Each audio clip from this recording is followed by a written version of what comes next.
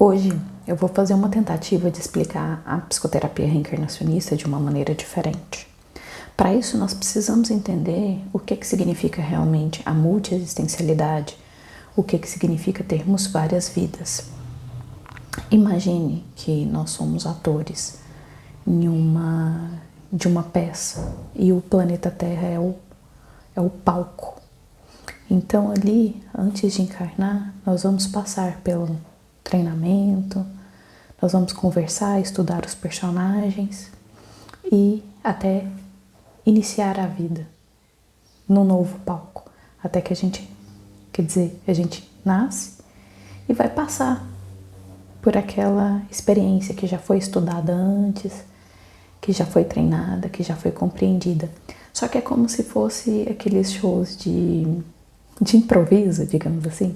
Você tem ali uma linha de raciocínio a seguir, mas ali pode acontecer outras coisas e a gente acabar desviando, porque num show de improviso, né, as pessoas têm ali a própria imaginação, a própria vontade, o improviso, né, porque não existe um roteiro definido que ela se lembrasse. Pode até ser que tenha um roteiro ali mais ou menos, mas a gente não se lembra, né, quando nós iniciamos uma nova existência. Mas vamos supor que seja uma peça, um drama, algo muito, muito triste, muito trágico, né, uma vida de muito sofrimento, uma morte trágica, e ali o artista entra tanto naquele papel que acredita que ele é um pouco aquele personagem, né? Atribuindo a si mesmo aquela personalidade. Isso acontece conosco. Vamos supor que em uma vida muito difícil, nós atribuímos a tristeza como parte de nós. E aquele personagem, quando chega numa vida posterior, e alguma situação semelhante acontece, aquele personagem, aquela personalidade que toma conta da gente e a gente reage com aquela mesma tristeza daquela peça lá atrás ou daquela vida anterior. Então, é importante a gente levar em consideração aqui os nossos níveis mentais. Nós temos o consciente, que é esse que nós estamos conversando aqui agora, o subconsciente e o superconsciente. No subconsciente é onde esses personagens, as características desses personagens vivem dentro de nós. Mas fazendo uma analogia, o que é essa mente subconsciente? Vamos supor o ato de dirigir, né? A nossa consciência é a parte ali que estamos prestando atenção, né, nas pessoas, paramos quando ali no pare, mas o que é a mente subconsciente? É o pedal, a marcha, o ligar e desligar, colocar o cinto, as coisas que nós reagimos sem nem pensar, sem raciocinar. O caminho que nós pegamos, quando o caminho é o mesmo todo santo dia, nós percorremos aquele caminho sem raciocinar muito, que nossa, eu preciso, para chegar lá, eu preciso virar aqui, virar ali. Não, a gente já decorou o caminho e vai. Então, não faz sentido que muito da nossa vida a gente não percebe, mas nós temos esse conhecimento. Então, quando vem, vamos supor que nessa vida passada, tem até uma história que eu vou usar como exemplo aqui. Uma pessoa tinha medo de guarda-chuva. Fobia de guarda-chuva. Já tinha tentado terapia, já tinha tentado várias soluções e tinha essa fobia de guarda-chuva.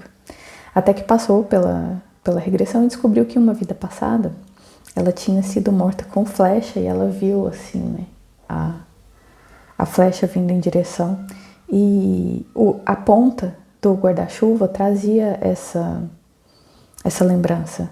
Quer dizer, aquele personagem daquela vida que sentiu pânico quando a flecha veio, quando tinha algum contato com guarda-chuva, que é o que nós chamamos de gatilho, né, uma repetição de vida anterior, aquele personagem daquela vida que morreu dessa forma, que ficou com medo da flecha, ele entra em ação sem que haja qualquer percepção, entra em ação na reação da pessoa. Quer dizer, ela não vai raciocinar, nossa, numa vida passada eu morri por causa de uma flechada, esse guarda-chuva me lembra a flecha, então eu tenho que reagir com defesa, né? O medo. Então, isso tá tudo na nossa mente subconsciente. Então, imagine que nós somos seres que vivemos muitas, centenas de vidas. Quanto lixo a limpar nós não temos? E também quantas coisas boas nós temos, nós aprendemos, quantas habilidades nós temos que também estão dormindo, que nós podemos ir lá e acordá-las para serem ferramentas da nossa vida de hoje. Por exemplo, certa vez, uma pessoa me procurou que ela ia fazer uma grave cirurgia de câncer de pulmão. Era uma cirurgia muito delicada e o pós-operatório ia ser muito difícil. Essa foi uma regressão à distância que eu mesma acessei. Ela era uma vida simples assim no sentido de ser normal, de ser cotidiano. Mostrava ela fazendo pão, ela desenhando, mostrava muito a presença dos mentores com ela, o cuidado dos mentores com ela.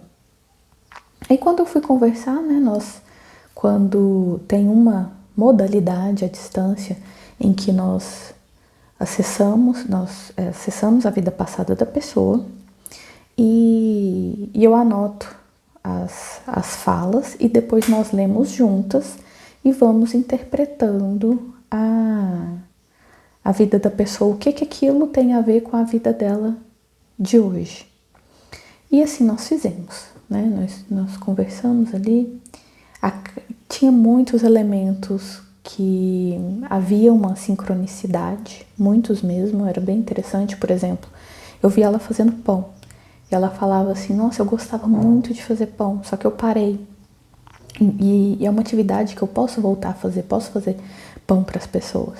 Aí eu via a questão até da pintura, né? E ela falou assim, nossa, eu comprei material de pintura e não fiz. E são atividades que eu posso fazer no pós-operatório, que vai ser muito longo e complicado, vai ser importante para manter a sanidade mental, para manter a minha mente. E por último, ela falou assim, que ela esperava que viesse algo sobre a doença.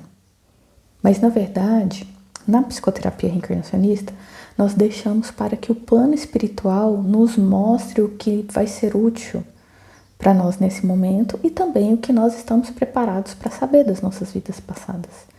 Porque não é à toa que nós esquecemos, né? Eu gostaria de ter todas as lembranças integrais. Só que para isso, eu preciso ter um nível de maturidade maior. E olha que já vim numa vida em que foi planejado muitas e muitas regressões para mim. Eu sei de muita coisa de vida passada minha, em que eu acessei com muita tranquilidade, muito bem, algumas com um pouco mais de emoção, de tristeza, algumas com mais alegria, né? Muitas mas eu sempre voltava assim do consultório com a esperança renovada. Mas enfim, e também na regressão também mostrou muito o amor do plano espiritual por ela, dos amigos espirituais. E isso também ela estava precisando naquele momento que era difícil, renovar as esperanças, né?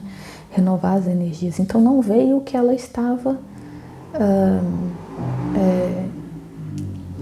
barulho. Quer dizer, não atingiu a expectativa dela de saber algo sobre a doença, mas veio algo que foi muito mais importante, que foram situações para auxiliá-la no pós-operatório. Quer dizer, ela precisava ali passar pela cirurgia, né? E tinha todo esse respaldo dos seres do plano espiritual. Então foi um trabalho muito, muito bonito. E aqui nós temos um princípio da psicoterapia reencarnacionista que é muito importante, né? A pessoa chega com um problema, né? Que nós não podemos prometer que nós vamos em uma vida passada especificamente sobre aquela questão que ela está querendo ver. Nós vamos deitar e acessar o que os mentores prepararam para a pessoa naquele momento, porque nós não sabemos o que é lícito, digamos assim, a pessoa lembrar. Afinal de contas, nós nascemos sem memória, né? Se fosse algo muito, muito simples, muito aberto, nós nos lembraríamos simples assim. Mas não, em cada momento da nossa vida tem a gente tem uma lição, temos uma maturidade. Então, conforme for passando, a maior maturidade a pessoa vai tendo, mais ela vai poder acessar e ter um melhor aproveitamento das regressões de vidas passadas. Mas ela, por exemplo, só pessoas maduras podem fazer? Não, nós temos também modalidades. Também trabalhamos com criança. Quer dizer, a cada fase da vida vai vir uma regressão diferente. Até tem crianças que têm muitas regressões espontâneas, né? E os pais não sabem reconhecer, muitas vezes, que há uma regressão e acabam achando que é fantasia, que é imaginação, E é difícil mesmo saber o que foi um filme que a criança assistiu, que ela está repetindo, né? Mas é importante ter muita atenção com todas as histórias das crianças, principalmente se for trágico, e até algumas são muito claras, né? Na minha vida passada eu isso, aquilo, em outra vida, minha outra mãe, meu outro pai, eu era outro bebê. Então, a gente precisa ficar atento a essa situação. O tratamento, então a gente tem essa questão, né, da ética dentro da psicoterapia reencarnacionista, de não acessar, de não escolher o que vamos acessar. Então, isso traz para nós uma grande segurança. Imagine você que se eu for atender alguém e que tem um problema com o pai, e nós acessamos uma vida em que esse pai mata o filho de novo, vamos supor, na outra vida, naquele papel, vamos lá pro palco de novo. É uma vida, uma representação em que o pai era um combatente de guerra que vai matar essa pessoa ali por sobrevivência, mas era uma guerra em que havia muito ódio entre as partes, né? Então foi uma tortura ali, um final meio trágico. Imagina se essa pessoa não tem mágoa do pai dela e não está preparada para entender isso. A mágoa vai piorar. Então, em uma vida em que eles vieram como pai e filho para recuperar, para ficarem amigos, né? Tem uma palavra, mas eu não estou me lembrando. Mas para ficarem amigos, para resolver isso, ou começar a resolver isso. E ele vai se lembrar disso e piora a situação, eu entro no karma dos dois. Então, não é também a minha intenção, né? Eu tô aqui para limpar também a minha carga kármica. Todos nós devemos pensar muito nisso daqui para frente, né? Por causa do nosso movimento, do momento planetário. E então temos, né, essa questão dessa segurança para nós. E eu vou explicar aqui como é que funciona o tratamento. Porque esse ano, assim, eu aprendi muitas e muitas técnicas. Fiz Theta Healing, fiz Axis, foi a constelação familiar, neurolinguística, aquela do... não me lembro, mas foram várias. E eu nunca quis ser o tipo de terapeuta que tem aquele monte de técnica para a pessoa escolher. Então, eu decidi trabalhar com 3, que esse ano eu fiz mais 2 cursos, foram 2 ou 3,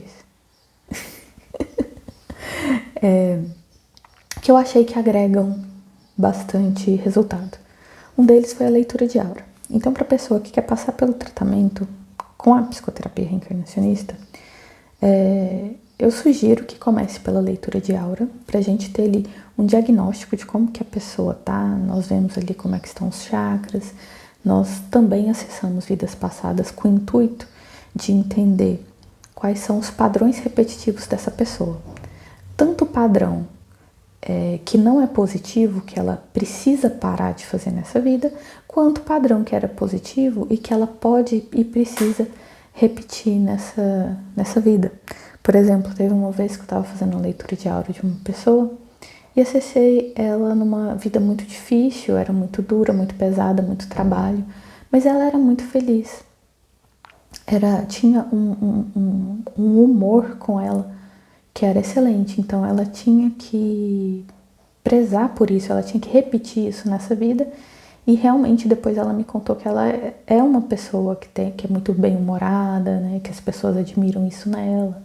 Então foi algo que se repetiu e os mentores queriam trazer para ela como, olha, essa característica sua é muito importante, trabalhe para que não se perca isso. Então, na leitura de aura também aparece assim, como que você está em relação aos aprendizados da sua vida, como você está em relação à comunicação com o espírito, o espiritual. Então pode vir várias coisas. A partir daí, nós trabalharíamos as regressões. É recomendada pelo menos, no mínimo, três regressões, para a gente ter ali um conteúdo a trabalhar. A psicoterapia reencarnacionista, ela é um tratamento de médio e longo prazo. Por quê? Porque há um trabalho para uma mudança de raciocínio sobre a vida, um raciocínio mais espiritual, mais com o olho do espírito. Mas, Patrícia, eu quero fazer só uma regressão. É útil também. Por que a gente faz regressão? Nós temos então no nosso subconsciente esses vários personagens dessas várias vidas, que quando tem um gatilho nessa vida, alguma situação dessa vida, ele retorna e se comporta daquela forma, positiva ou negativa. E isso de várias vidas. Quando nos recordamos de alguma existência, e levamos a lembrança até o plano espiritual, essa recordação, essa existência, esse trauma, ele é desligado. Ele é desligado e passa a exercer menos influência na vida da pessoa. Pode ser que esse trauma seja repetido também, né? Porque são várias vidas. Então ali a gente desliga uma, pessoa vai melhorando, desliga outra, desliga outra, desliga outra. E é um trabalho longo, né? Aí a pessoa, além de ter esses desligamentos, o que vai fazendo o quê? É como se o ator, ele entrasse no palco sem a influência dos personagens anteriores. Então ele pode ser novo, ele pode agir diferente, né? Vamos supor numa peça de improviso, ele vai poder ser mais espontâneo, quer dizer, ele não vai ficar repetindo piada dos outros shows, ou trazendo, por exemplo, a tristeza do personagem anterior, os traumas. Vamos supor que o personagem anterior foi a questão do pai, né? Teve a guerra ali, então a pessoa vai ter receio, às vezes tem medo do inimigo, pode ter medo daquela cor, daquela roupa, né? E isso tudo vai ficando para trás, para a gente poder escrever uma nova história. E a humanidade está precisando escrever uma história diferente. Nós evoluímos muito tecnologicamente, mas não evoluímos tanto do ponto de vista consciencial e de comportamento, né, de lidar com o outro. Então, voltando a como funciona, né, o tratamento, e também pretendo que nessa a leitura de aura, a regressão, as conversas e levantando especificamente quais são as suas dificuldades. Então, vai funcionar para cada um, né? Não tem como a gente traçar um plano muito específico para o tratamento, né? Nós iniciamos, obviamente, tudo depende do objetivo de cada pessoa, mas a pessoa que vai chegar e falar, olha, eu tenho problema XYZ e quero resolver. Então nós vamos começar com uma consulta inicial. Essa consulta vai ser para eu entender esses problemas, a gente vai traçar, aí a gente vai marcar o restante. Nós vamos trabalhar de 15 em 15 dias, geralmente é 15 em 15 dias. Vamos iniciar com a leitura de aura, depois nós vamos para uma regressão, depois nós vamos conversar e vamos trazer a técnica da hipnose, para já começar a virar as chavinhas que nós sabemos ali que estão atrapalhando a pessoa. Então a gente limpa o palco e vamos colocar lá novos cenários, novas ferramentas para que a próxima peça, para que as peças seguintes sejam mais livres, mais limpas, mais bonitas, com menos interferências. E ali, na próxima vamos trabalhar uma regressão. No caso da regressão à distância, nós temos algumas possibilidades. A psicoterapia reencarnacionista em si não permite que a pessoa acesse. Só um minutinho. Então, na psicoterapia reencarnacionista, como é que funciona? Outra pessoa acessa por você a sua vida passada. A vantagem é que a pessoa, quando a gente acessa a vida de outra pessoa, a informação vem mais limpa, mais fluida, é mais fácil. Por exemplo, quando eu deito para receber de outra pessoa, eu não fico pensando, o que será que aconteceu? Será que vai vir coisa boa? Será que vai vir coisa ruim? Será que vai vir uma de culpa, em que eu fui culpada de alguma coisa? Então a gente acaba ficando pensando algumas coisas, né? Aí a informação vem, ok, a gente acessa normal, mas quando é de outra pessoa, só vem, é muito bom. E é interessante também porque a outra pessoa é capaz de acessar coisas que nós não somos capazes, né? Por exemplo, teve uma vez que foi era uma lembrança de tortura, eu comecei a lembrar, eu não consegui. E passou, assim, eu lembrei um pouco, aí veio plano espiritual, não lembro direito. Aí depois o meu colega foi deitar para acessar para outra pessoa, aí ele começou a lembrar por mim. Aí lembrou ali de mais coisa do que eu tinha lembrado. Quer dizer, de alguma forma eu não consegui seguir com a lembrança naquele momento, mas daí depois meu colega seguiu, deu tudo certo. Então a gente tem um pouco, é diferente quando a lembrança é nossa e quando é de outra pessoa. Só que eu fui atrás também de outras técnicas para que fosse possível, porque tem várias técnicas para acesso de vida passada, mas alguma que fosse permitida fazer à distância. Então, daí vai o que eu recomendaria para a pessoa que está querendo fazer o tratamento à distância. Intercalar as técnicas, né? Começaríamos, vamos fazer então uma leitura de aura para termos ali um diagnóstico. Depois, primeiro, nós teremos ali a consulta inicial, a conversa, né, para entender primeiro é a leitura. A leitura, depois a conversa, porque daí a gente já vai ter o material da leitura para conversar. Porque eu prefiro fazer a leitura sem conhecer o problema da pessoa do que fazer a leitura conhecendo ali os problemas já, né?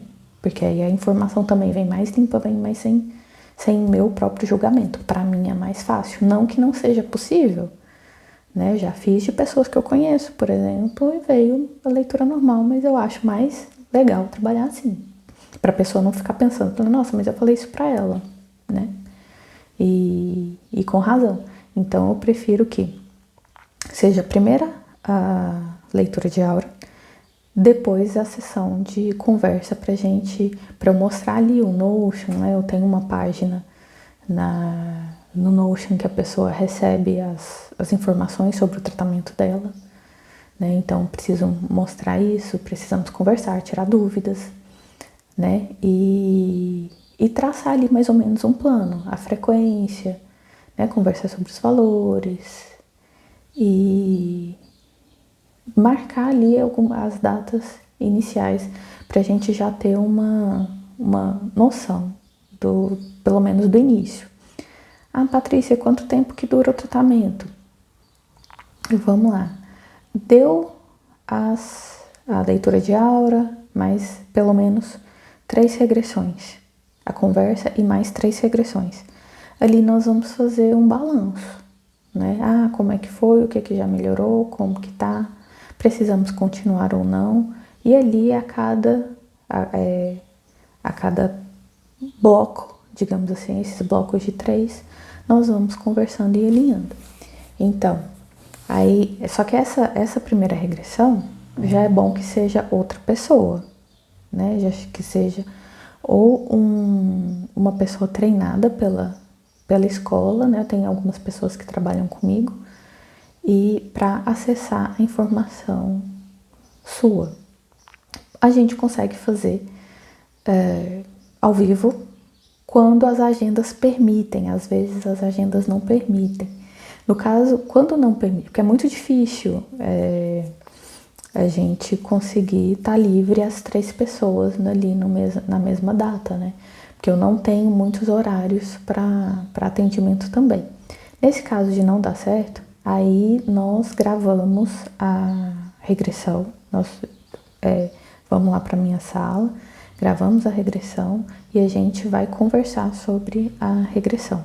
Então, geralmente, eu anoto e a gente vai lendo e conversando sobre aquilo e eu entrego a gravação para a pessoa, para escutar depois, né, com calma, porque na gravação é bom que tenha ali a emoção da pessoa, né, que tá acessando. Então, mas pra gente ouvir a gravação junto e ir analisando, eu acho melhor ler e ir analisando, né? Tirando ali os insights, as perguntas, né? O que tem a ver com a vida de hoje, por que mostrou isso, a gente vai vendo as sincronicidades, o que tem a ver, o que não tem a ver, o que foi desligado e o que a gente aprendeu com essa situação, né? Como que a gente olha diferente para ela. E ali nós vamos trabalhando a parte da psicoterapia em si. Aí depois dessa primeira, aí sim a pessoa pode acessar por ela mesma, né? E depois, por último, a gente vai vendo como que vai ficando. Ela acessa, a gente vai fazendo à distância. Eu fiz o tratamento em grupo com o Mauro Quitico, que é o criador da técnica. Ele me falou que atualmente ele acha melhor trabalhar à distância do que a pessoa mesmo passar pelas regressões. Eu até quero marcar umas consultas com ele para tirar algumas dúvidas e dar continuidade. Mas ele fala que na época do curso era visto assim, falou, nossa, só em último caso que faz a distância. A pessoa precisa acessar por ela mesma. Então hoje essa situação já mudou. Até por isso eu acho complicado, por exemplo, eu gravei já um vídeo, deve ter um ano ou mais, sobre o tratamento. E vai ter coisa que é diferente, né? Nós sempre estamos renovando, sempre estamos aprendendo coisas novas. Então, o tratamento à distância seria esse. A duração, porque passou por algumas mudanças, né? Eu fazia com 2 horas, mas eu comecei a perceber que para algumas pessoas 2 horas era muito, era cansativo, nem para todo mundo. Então é outra coisa que eu vou deixar para pessoa, para você decidir. Vai ser 1h30, 2 horas. Então nesse início, né, nós vamos ali testando. Somente a regressão que a pessoa mesma vai acessar que precisa ser 2 horas, porque às vezes demora muito mais tempo para a história em si. Às vezes, quando é regressão à distância, ela costuma ser bem mais rápida, mas quando a pessoa mesma acessa, às vezes surpreende. Pode ser que seja mais rápida, mas geralmente ela é mais longa. Deixa-me ver se tem. Eu fiz algumas anotações aqui. Se tiver alguma dúvida, coloca nos comentários. Deixa-me ver.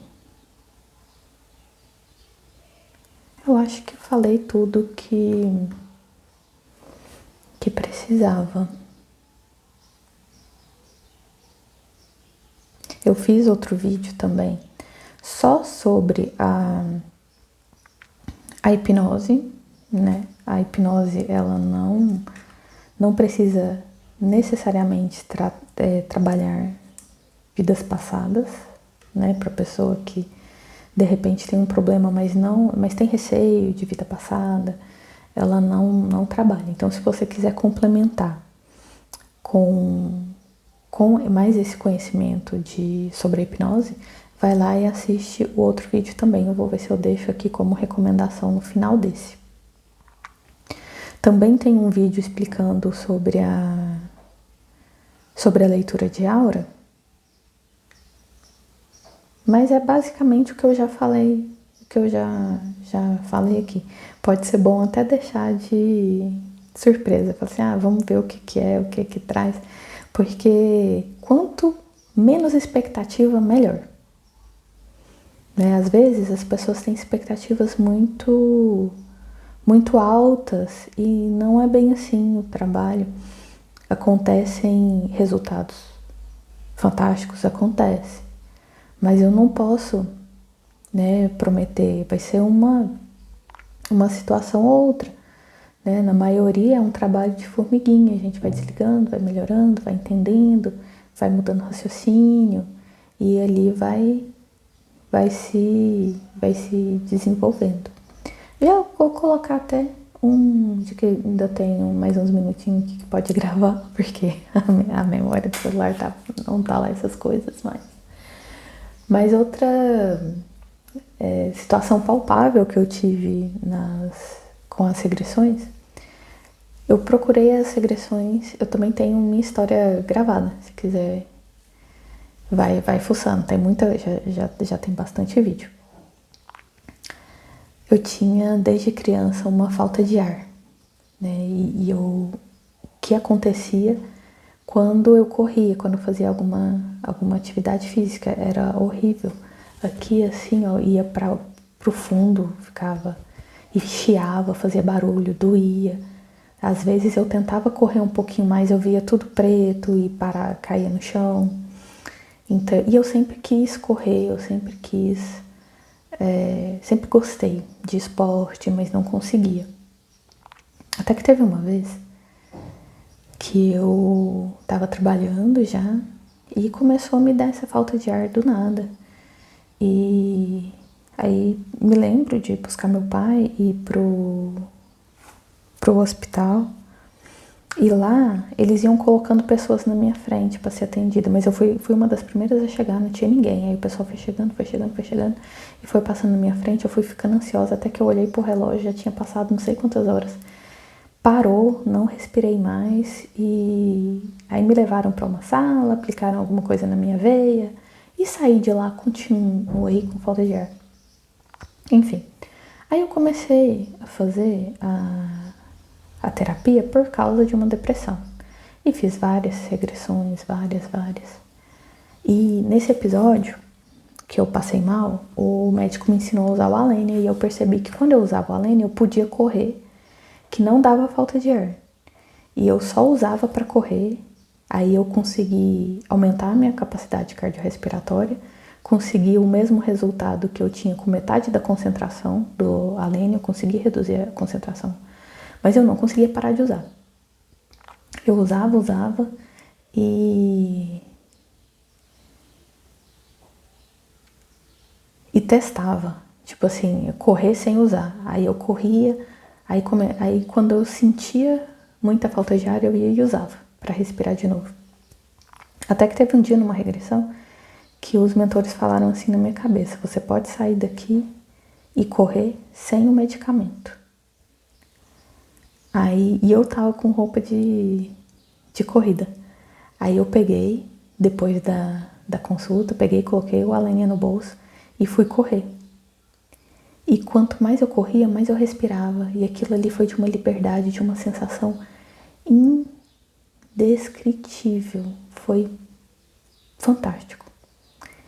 Então, pra finalizar, assim,